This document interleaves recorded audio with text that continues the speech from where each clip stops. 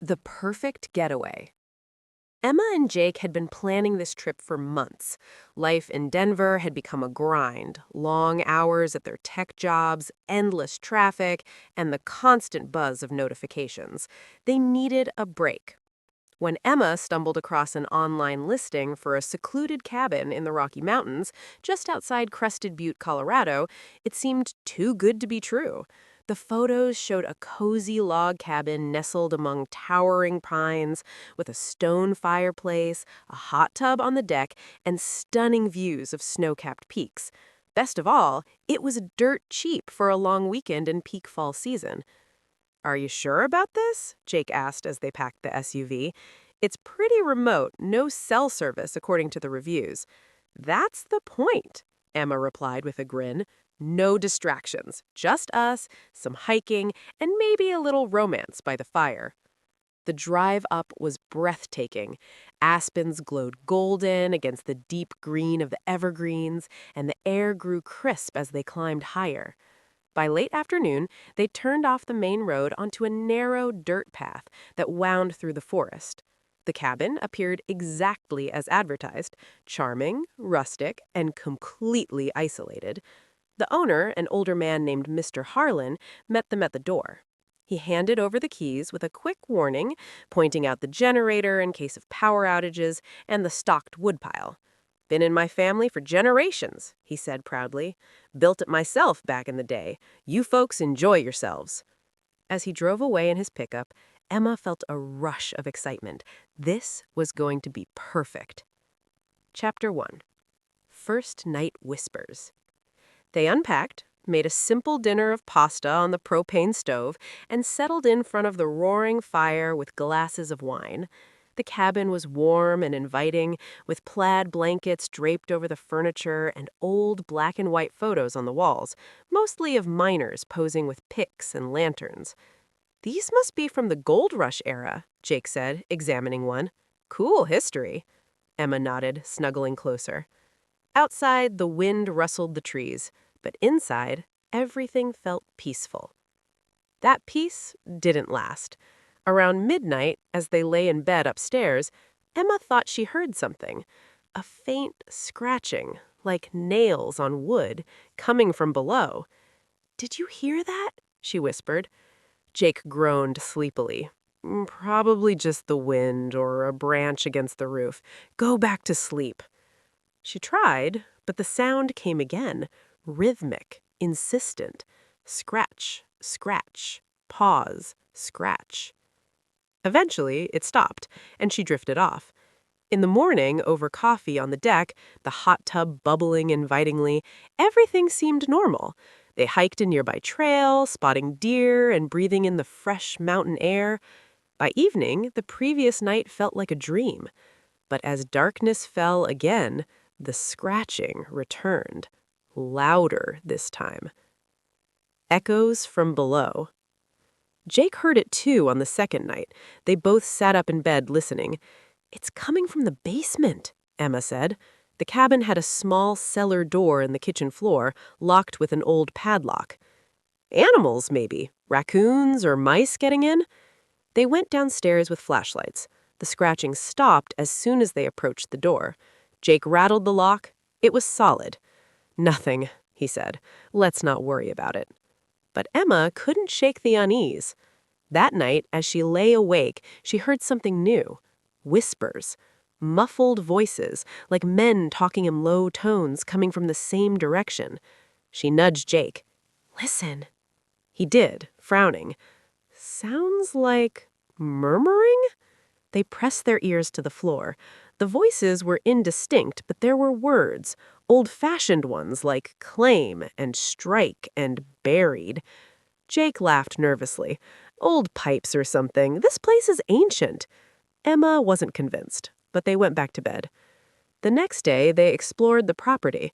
Behind the cabin, half hidden by overgrown bushes, they found an old wooden board covering what looked like a shaft entrance.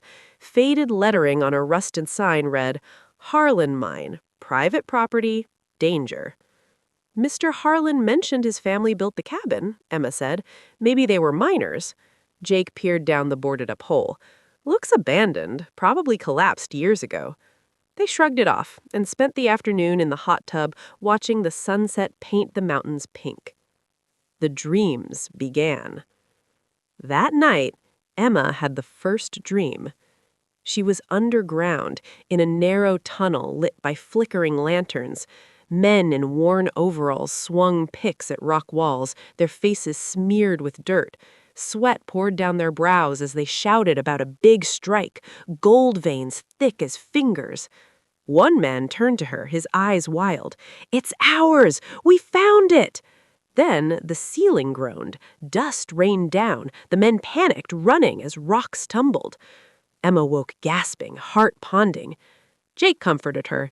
Just a bad dream, too much talk about mines. But the scratching was back, louder, accompanied by thumps, like someone pounding on wood from below. They didn't sleep much.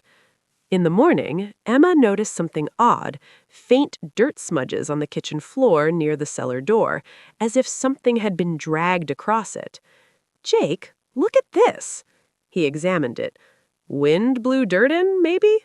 But there were handprints, small, grimy ones, in the dust. Digging deeper. Curiosity overrode fear.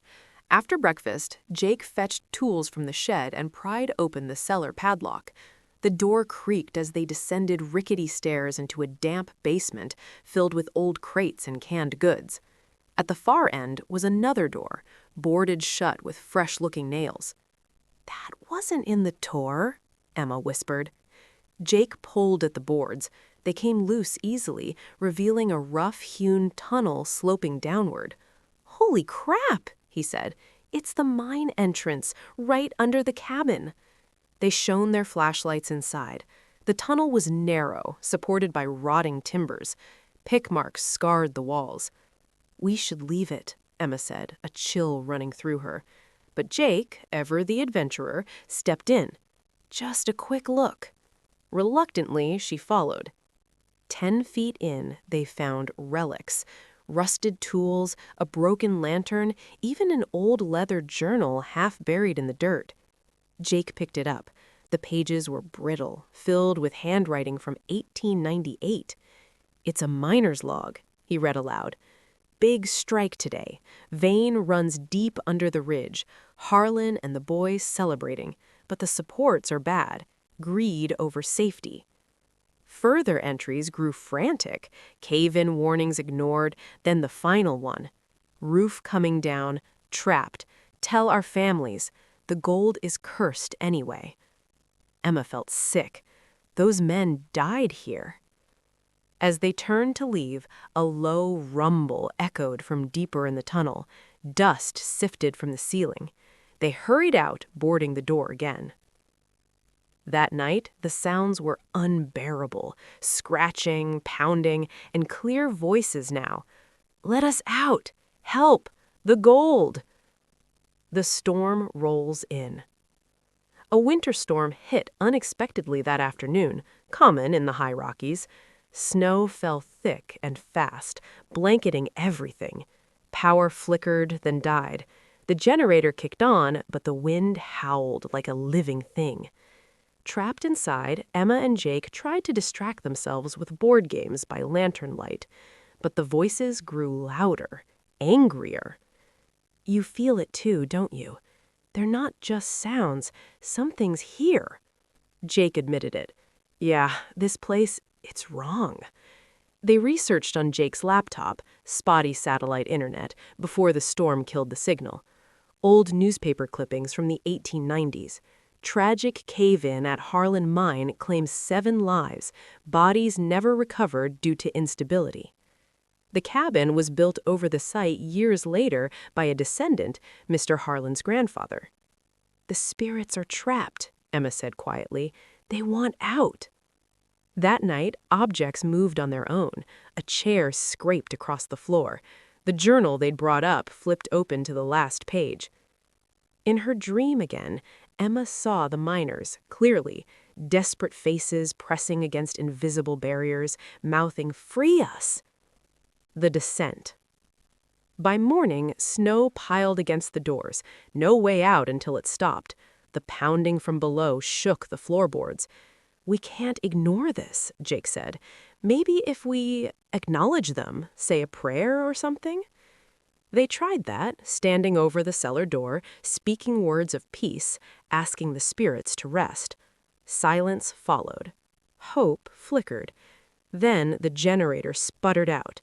Darkness swallowed the cabin.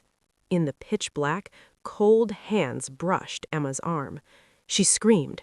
Flashlights revealed nothing, but frost formed on the windows in unnatural patterns. Handprints, faces. "We have to go down there," Jake said, voice shaking. "Face it." Armed with lanterns and the journal, they reopened the tunnel door. The air was icy, unnatural. Deeper in, the tunnel narrowed. They found the collapse site, a wall of rubble blocking the way. On the ground lay bones, scattered, human, and glinting among them, nuggets of gold. "The strike," Emma whispered. As they stared, shadows detached from the walls, translucent figures of the miners, eyes hollow. One stepped forward, the leader from the journal. "You came," he rasped, voice echoing in their minds. "Greed took us, ignored the warnings, now trapped forever." "What do you want?" Jake asked. "Release. Bury us proper. Take the gold, it's cursed, but burn the claim papers. End the hold." Emma remembered the journal. In it, a map to the bodies and a deed stub. They worked frantically, digging with the old picks, moving rocks. Hours passed, sweat mixed with tears. Finally, they uncovered the main chamber, skeletons huddled together. Solemnly, they gathered what they could, wrapping bones in blankets from upstairs. The price. As dawn broke and the storm cleared, they carried the remains outside, digging graves in the softening snow under the pines. They read from the journal words of farewell, then burned the deed pages in the fireplace. The air lightened, the scratching stopped, but the leader appeared one last time, faint. "One more thing," he said. "The cabin holds the debt. Someone must stay, or it begins again."